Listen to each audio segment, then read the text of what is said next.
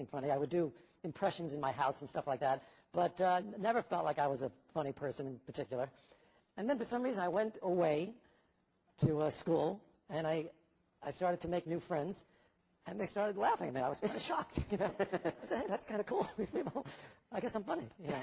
And most of it was very self-deprecating, because I started to date is what happened. Ah, that's the case. I started to date, and I was such an unbelievable loser that I would go on a date and come back to the dorm, and everybody was interested in what happened on my date. So I would sit there and talk about the date, you know, and that seemed to make people laugh. So it was pretty funny. But it's funny because a lot of the time, other comics that I've talked to would say, well, you know, at 10 years old, I would say something and my family would laugh, or at 12 years old. That didn't happen to you. You were not. No, I was not the class clown. You didn't do anything in the family to make them laugh, or really. I don't think my family would have laughed even if I tried. You know. So no, not really. My mother didn't laugh. I never saw her laugh. Never. You could not make her laugh. It's like she worked in a diner or something. You know, she wouldn't crack a smile. You know. My father was a happy-go-lucky guy, but satire was not his thing. So what were your comedy influences then? I mean, I know you like Phil Silvers. I know that. Yes, right? yeah. How about Abbott and Costello? A lot of the. Yeah, I loved. You used to watch the Channel 11 reruns and. Yes, all the time. All the time. Yeah, I loved Abbott and Costello, but I wouldn't call him an influence. I didn't want some guy smacking me in the face. You know? But I'll tell you who I loved was Bob and Ray. Oh yeah. Yeah, I love Bob and Ray. They destroyed me, Bob and Ray, and I love Mel Brooks and Woody Allen.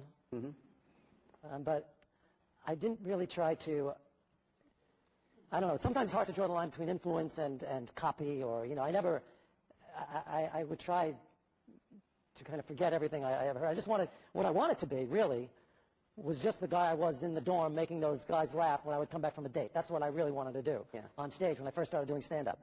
So when I started to write stand-up, I would think of those guys I knew in college. And how to make them laugh. Yeah. And how I was making them laugh. And I would imagine being in a room with them, because I just wanted to be myself.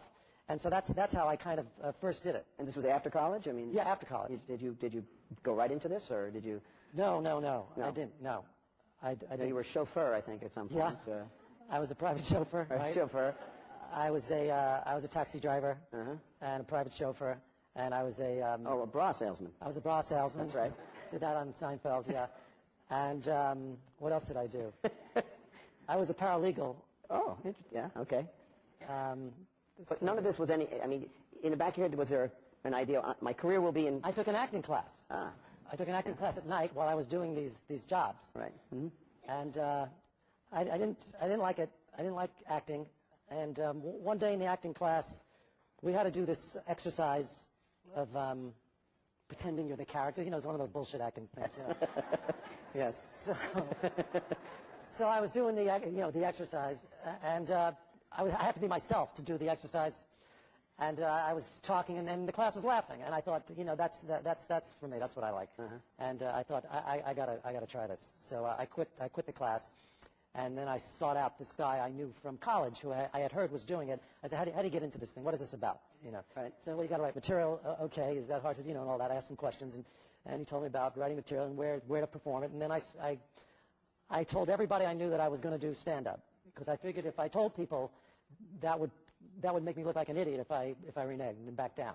So I told all these people, and then the date came, and I went down to Folk City in the Village. Okay. They had a hootenanny night. Early 70s, or? Yeah, 70, 74, where anybody could get up and do it, and that was my first time I did it. Yeah. And how was it? How did it work? How did I do? Yeah, how'd you do? Not well. Not well. No. But did you feel good? I felt good. I felt kind of silly, like I was at a party or something, so I felt like I was doing karaoke or something, you know. Even though they didn't have karaoke then, but, you know, you get the meaning. But it was enough to get me back up again.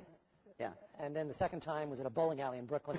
No kidding. Yeah, and then the third time was at Catch a Rising Star, which was a big club on the East Side, Right. and then I kind of got in there. Well, other comics have said to me when they first did it, they got some sense of, boy, this is what I was meant to do. I mean, I really feel like I belong here. This is what I'm fulfilled in some way. Did you have that sense? Not the first 3 times. The fourth time, I got that because I wrote something that really went over, and that's when I got that feeling. Yeah. And it felt like, okay, this is my career now. This is what I'm going to be. I didn't go that far, but I thought I like this. Yeah.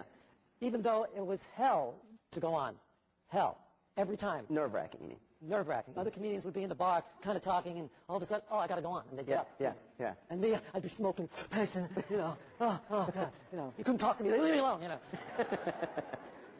Well, it is, I think, really kind of a unique profession in the sense that, every time you go out, you either get approval or disapproval. Right. And you know right away. And it's like, guy... You're taking your life in your hands. Well, in a way. I had a dream once where I was in this big house, and in the dream I heard a lot of shooting and gunfire coming from downstairs where the living room would be. Even though I didn't live in this house, I knew that's where the living room was. And then, so I get up, I'm in my underwear, and I get up and I walk downstairs, and there's this war going on downstairs, okay? Like with guns, people shooting each other, and I duck behind the couch. And I said to a soldier, and he's dressed in combat, I said, what the hell's going on here? So he's quiet, and he's shooting. And then all of a sudden, a guy comes up to me, one of the soldiers comes up to me, puts a gun at my head, and he says, get up and do a set. There's a little stage area off to the side with a microphone. And I go, what, are you crazy? There's a war going on here, I can't get up there. Just get up and do a set. He puts the gun to my head. Easily the most vivid dream I've ever had. Apparently, you remember it well. But does that tell us that you were, you felt like the audience was out to get you at times? No, I felt like I had to put a gun to my head to get up on stage. Yeah. Well, obviously That was obvious, no?